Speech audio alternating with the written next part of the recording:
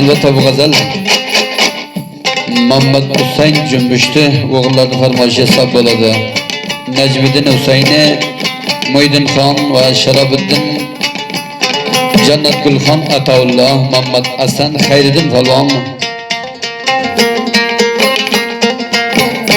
Uzayfullah Can ve İcretullah Can. Mana şiir cevaplarını farmaşı bilan hamdulillah takdim buladı.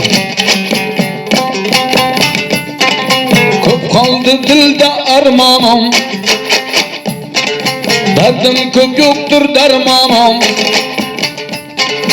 Tarif aylayin dostonim, qurgan bog'i bo'stonim. Xazon bo'lgan bahoranim, yetib keldi zimistonim. Yiqildi taxti somon, o'tdi 5 kunlik davronim.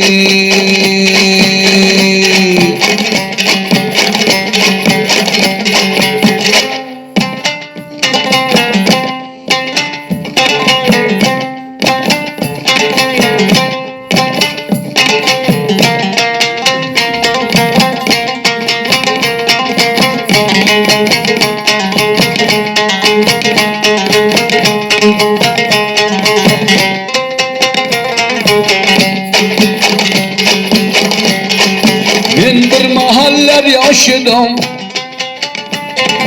quyoshli so'qqa boshidim. Yuzlar uchun quyosh edim, yosh edim u bebosh edim. Qop-qora qalam qoshidim, go'zallarga sirdosh edim. Parilarga o'ynosh edim, yelchig'im yeldosh edim. Bir bosh emas o'n bosh edim, o'tdi 5 kunlik davronim.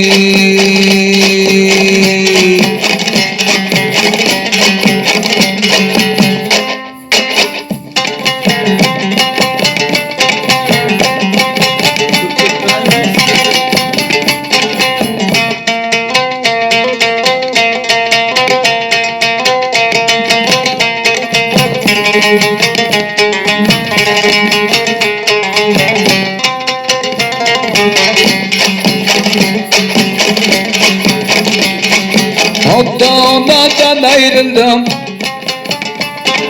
düştü kanatı kayrıldım. Yürgen yolumga ayrıldım,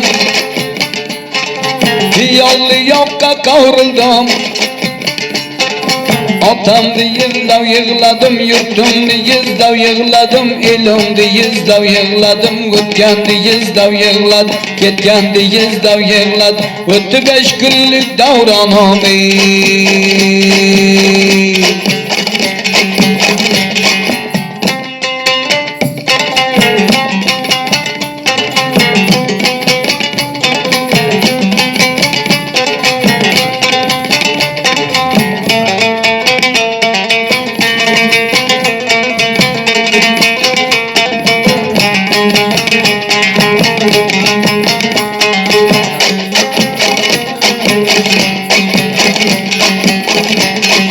Yerdan g'amni demasdim,